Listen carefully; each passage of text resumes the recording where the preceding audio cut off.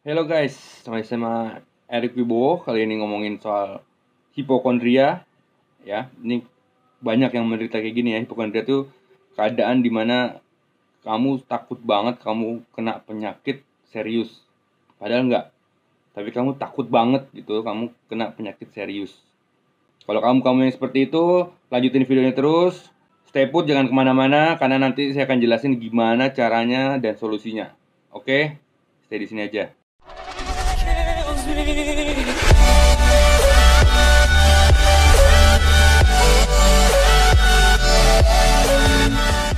Oke, sebelumnya bagi yang belum subscribe karena nanti yang subscribe saya doain biar cepet sembuh.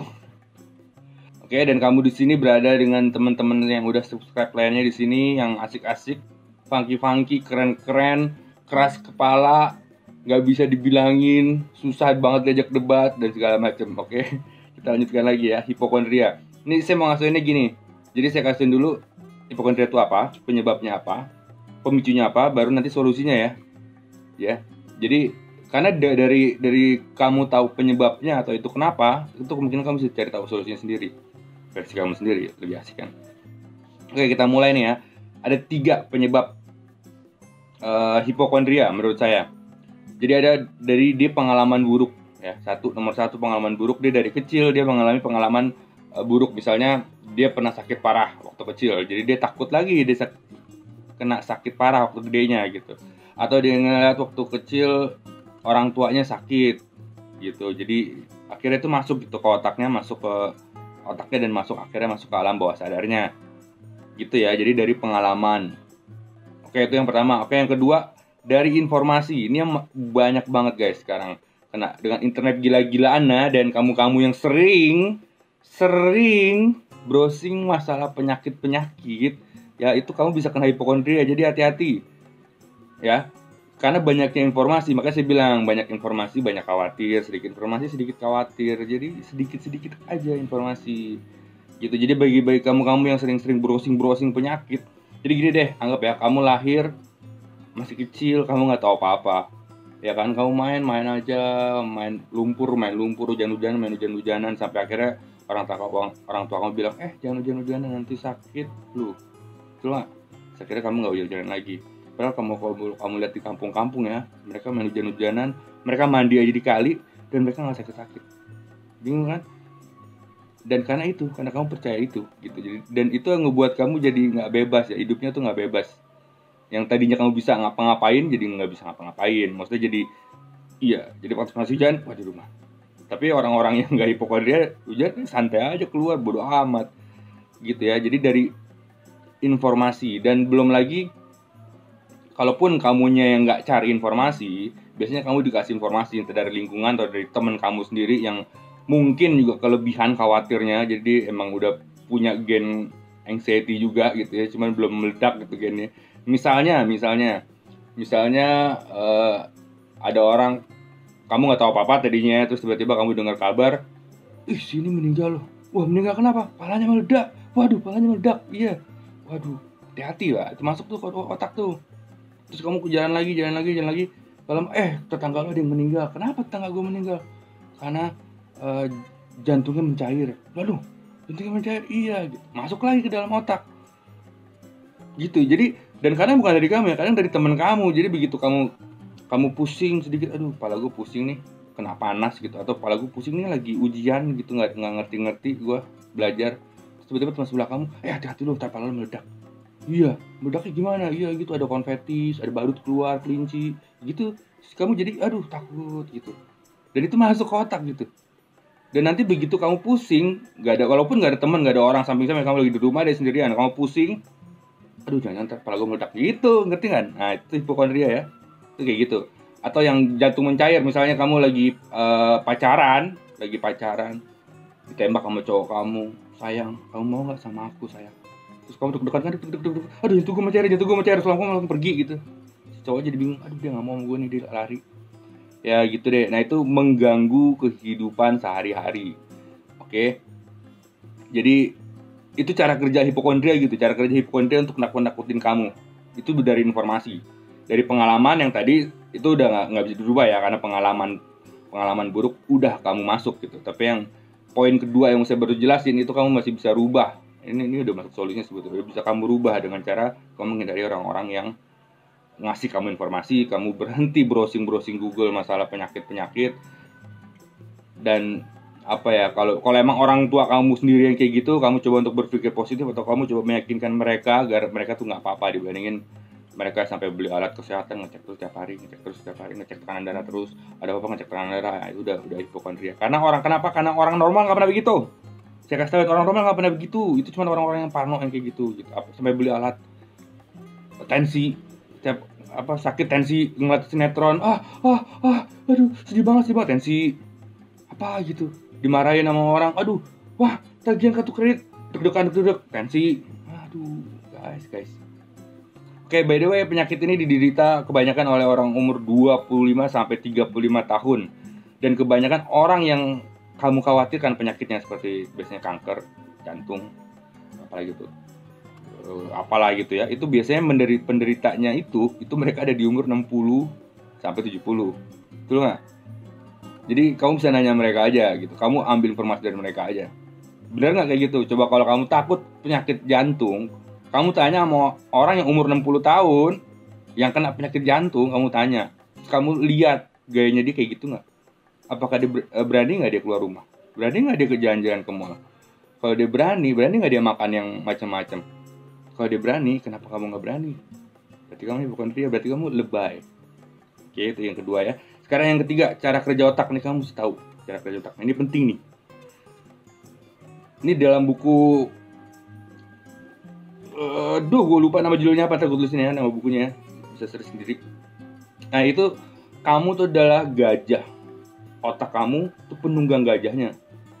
Jadi sebetulnya kamu tuh kemana-mana tuh gajah yang jalan, ngerti kan? Jadi otak kamu tuh baru belakangan, ngerti? Jadi gajahnya mau kemana aja jalan, dan otak kamu berusaha membenarkan gitu bahwa oh ini kayak gini, oh ini kayak gini, oh ini kayak gini. Itu cara kerja otak yang pertama. Cara kerja otak yang kedua adalah otak memberikan kamu bukti. Memberikan otak tuh sebagai apa ya, tampungan memori kayak hard disk gitu gede yang memuat semua data-data yang pernah kamu alami, baik dari masa kamu kecil sampai masa kamu gede. Apalagi dengan internet sekarang, makin banyak lagi tuh data di otak kamu yang kamu kumpulin gitu ya. Nah, otak itu cara kerjanya adalah dia membackup semua apa yang kamu percayai, guys. Misalnya gini, kamu percaya tadinya kamu pacaran sama cowok kamu ya, cowok kamu baik-baik aja orangnya. Kamu percaya nih, oh dia bagus nih, dia setia nih kayaknya, setia. Ngapa-ngapain gitu. Begitu sampai 8 bulan lah ya, berjalan 8 bulan, setahun, terus kamu tiba-tiba ngelihat, kamu di mana yang? Telepon nggak diangkat. Ditanyain sama temennya, taunya, terakhir sih gue liat dia di PI Mall gitu. Terus kamu mulai curiga, padahal dia ke PI Mall sama orang tuanya gitu ceritanya ya, tapi kamu curiga. Nah kamu curiga di situ, terus kamu percaya nih, jangan, ini awal dari kata jangan-jangan biasanya. Jangan-jangan dia tidak setia. Begitu kamu mempunyai keyakinan itu, otak kamu kan ngasih semua, saya kasih tauin, semua data-data yang membackup pernyataan kamu itu. Ya, itu kayak gitu cara kerja otak. Jadi begitu kamu pikir, nih cowok gue jangan-jangan nggak setia, semua otak kamu akan ngasih semua informasi dari memori kamu untuk membackup pernyataan kamu itu. Seperti dia akan inget, wah pas waktu masih jadian sebulan, dia kayaknya pernah WhatsApp nih sama cewek, siapa ya gitu, gue lupa. Terus kamu inget lagi waktu di bioskop dia pernah cerita juga temen ceweknya yang apa segala macem. Atau waktu lagi makan, kamu inget nih dia pernah cerita ada temen kerjanya yang deket sama dia gitu, dan itu semua nge-backup. Itu hipokondria, guys. Oke. Jadi begitu kamu sakit, pusing, atau kamu deg-degan, itu otak kamu kan ngasih semua informasi yang udah kamu dapat, baik dari internet, baik dari pengalaman tadi yang saya jelasin, baik dari tetangga kamu yang bilang kepala kamu bisa meledak, keluar konfeti, ada badutnya dan ada kelincinya. Nah itu kebuang semua langsung. Waduh, apa ya, otak kamu membenarkan bahwa pernyataan kamu, jangan-jangan gue kena, misalnya jangan-jangan gue kena penyakit serius seperti kanker otak misalnya, atau seperti jantung. Wah, otak kamu langsung backup ya. Dan salahnya kamu juga pernah pasti nge-browsing hal yang misalnya ciri-ciri orang sakit jantung. keluar ciri-ciri. Aduh, gue banget. Padahal banyak gitu. Chest pain, misalnya chest pain juga masuk sakit dada ya, chest pain. Ciri-ciri sakit jantung, tapi juga ciri-ciri juga ciri-ciri ada otot dada yang kenapa-kenapa, ada ciri-ciri masuk angin juga ada banyak gitu. Jadi nggak hanya jantung, cuman begitu kamu lihat di internet sakit jantung, ciri-ciri chest pain, gue banget gitu. Itu ngebuat dan memori, dan saat kamu jalan terus jantung kamu ada kamu sakit, memori itu keluar langsung. Gue pernah browsing nih di internet ciri-cirinya begini, jangan-jangan gue sakit jantung. Ya, dan itu masuk, dan lama kelamaan berjalannya waktu, keseringan begitu, itu masuk ke alam bawah sadar kamu gitu. Dan kamu saking mempercayainya itu, begitu kamu ke dokter, dok, gue kayak sakit jantung, coba lo EKG gue deh. Kata dokter, enggak nih, normal. Wah, gue gak percaya kata lo, dok, gue lebih percaya gue. Nah, itu hipokondria tuh. Jadi dia lebih percaya apa yang dia percaya dibandingin apa kata orang.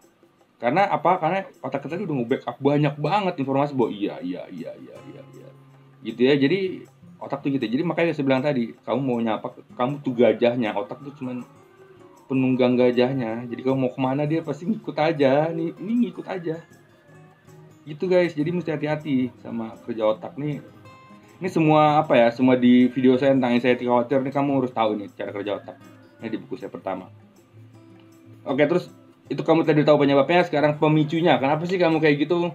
Pemicunya adalah biasanya kamu informasi udah kekumpul tadi di otak ya. Terus biasanya kamu juga nggak apa-apa. Begitu kamu kena penyakit, misalnya tipes yang kayak semingguan harus bed rest gitu ya, terus kamu baru mulai langsung parno.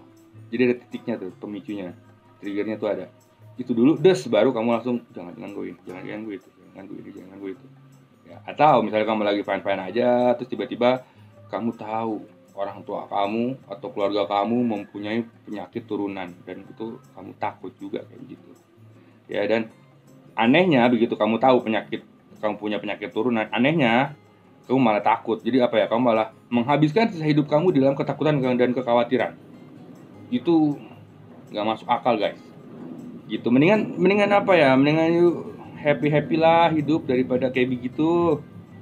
Kalau emang waktunya dikasih Tuhan, misalnya waktunya berapa sih, 80 tahun misalnya ya, kamu mau ngapain aja 80 tahun itu, mendingan happy dibandingin kamu habiskan waktu sisa hidup kamu untuk kamu khawatir ini khawatir itu, jangan makan ini jangan makan itu, dikit-dikit tensi, nggak tenang, nggak khawatir.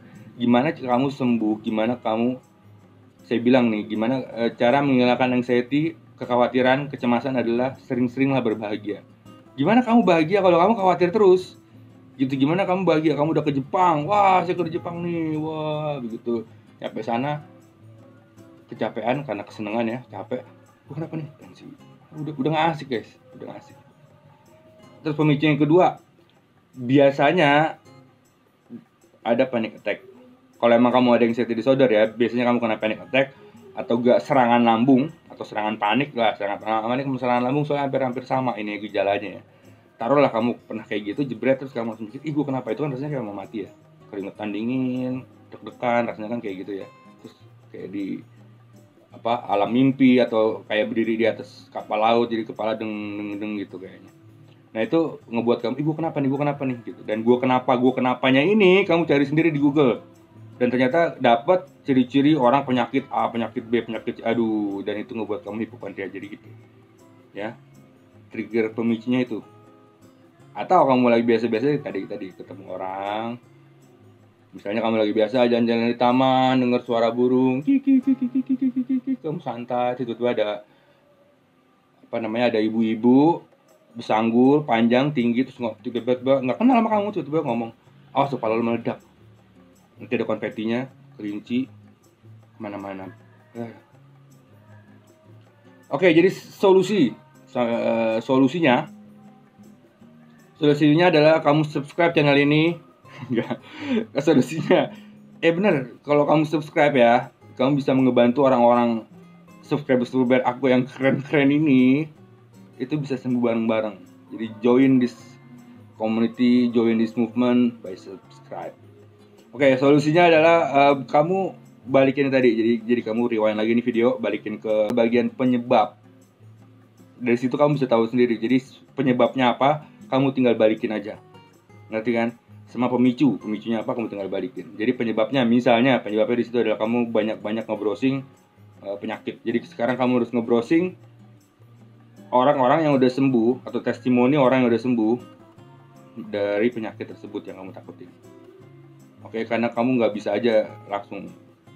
Ya benar, memang caranya harusnya memang kamu harus membuat diri kamu percaya bahwa nggak akan ada apa-apa, bahwa ini penyakit biasa-biasa aja, bahwa penyakit ini bisa disembuhkan dengan teknologi medis zaman sekarang dibandingin zaman Mesir dulu, gitu ya. Kamu mesti meyakinkan diri kamu kayak begitu. Sebetulnya solusinya itu, tapi kan kamu orangnya ngeyelan ya, terus logikanya kuat banget gitu. Jadi kamu mesti dikasih bukti, ya buktinya begitu. Kalau saya kasih tahuin sama kamu, banyak kok yang udah sembuh. Atau nggak usah gini deh, nyokap gue sendiri kena kanker 2 kali gitu, sembuh sehat-sehat aja. Dia nggak takut, nggak apa, santai aja gitu. Dan kamu nggak percaya kan? Jadi, makanya kamu cari sendiri infonya orang-orang yang udah sembuh. 1. Kedua, kamu main sama orang-orang yang emang kena penyakit itu. Dan saya bilang tadi, mungkin umur kamu 25-35, kamu mesti main sama yang udah tua. Ya. Kamu tanya, kamu lihat deh, mereka sakit jantung ya, kamu lihat mereka gimana gaya hidupnya. Apakah biasa-biasa aja? Apakah mereka bisa tertawa lepas? Apakah mereka bisa ke mall, bisa kemana suka hati mereka? Dan kamu lihat juga diri kamu kok gue lebih takut ya? Kok gue lebih takut daripada orang yang beneran kena sakit jantung? Kok gue lebih parno dari orang yang jantungnya udah pakai ring? Aneh kan? Nah dari situ kamu merasa aneh, dan semoga kamu sadar gitu, kamu merasa aneh. Jadi begitu ada perasaan-perasaan nanti jantung kamu bisa counter dengan kayak gitu. Oke, bahwa ini hanya fata morgana gua aja gitu, ini hanya stimulasi otak gua aja gitu, padahal sih nggak ada apa-apa. Tuh lo lihat aja tuh, orang yang kena penyakit beneran aja mereka biasa-biasa aja kok gitu, kenapa gua lebay gitu. Jadi kau balikin aja, oke? Terus sama pesan saya, kamu cari bukti yang banyak untuk ngeyakinin otak kamu yang bebel, keras kepala batu, yang keras banget ditembus gitu, kecuali lo cinta Allah gitu guys. Jadi kamu mesti cari bukti sebanyak-banyak mungkin untuk mendukung otak kamu. Jadi semua yang apa ya, jadi poinnya saya bilang tadi, balikin. Jadi kamu kan udah tahu nih sisi negatif penyakit jantung, penyakit apa ya kan, ciri-cirinya gimana, dan orang bisa mati kenapa ya kan. Itu kamu kamu override dengan positif. Jadi orang bisa sembuh, bukti-bukti orang bisa sembuh, bukti-bukti orang yang kena penyakit itu tapi mereka masih bisa hidup bahagia, nggak kayak kamu hidupnya dirantai gitu dengan kekhawatiran. Atau apa yang kamu lakukan, apa yang mereka lakukan, apa orang yang kena penyakit jantung, apa sih yang mereka lakukan setelah mereka beneran dipasang ring jantung gitu misalnya, apa sih yang mereka lakukan? Apakah mereka terus khawatir di kamar terus nggak kemana-mana, atau mereka happy aja gitu, mencoba menghabiskan waktu dia dengan happy gitu. Nah itu yang beneran, itu yang normal gitu. Jadi yang normal, yang nggak normal gitu ya. Jadi udah sampai sini ya, udah ngerti ya. Kalau misalnya ada yang nggak ngerti, komen, nanti saya balas di bawah. Pokoknya channelnya asik deh, lo komen di bawah deh. Gue tahu lo orang kayak gitu semua gitu. Nggak percaya, komen. Oke, terus bisa juga untuk bukti, lo bisa juga masuk ke Anxietas Forum Indonesia. Di situ juga banyak orang-orang hipokondria kayak kamu yang kayak gitu, yang kamu lihat postingan yang ada orang yang ini saya ngerasa ini jangan-jangan saya jantungan gini. Itu banyak. Jadi bukan kamu aja, banyak. Dan saya di situ udah 3-4 tahun lebih gitu ya, di grup itu saya ngeliat orang posting kayak gitu, sampai akhirnya mereka merasa teryakini bahwa itu hanya otak lebaynya dia aja, bahwa itu hanya hipokondria aja, dan akhirnya mereka sembuh. Bisa search sendirilah di grup. Oke, pokoknya kamu sembuh. Jadi terserah mau masuk grup atau enggak, mau dengerin video ini sampai habis atau enggak, pokoknya kamu sembuh ya. Kalau misalnya nggak ada yang nggak ngerti juga, tanya di bawah, komen di bawah, nanti yang balas aku sendiri. Oke, pokoknya kita rame-rame lah, kita bikin komunitas lah di YouTube lah gitu. Kita rame-rame menuju kesembuhan. Support this channel, subscribe. Bye. Oh jangan lupa, stay cool.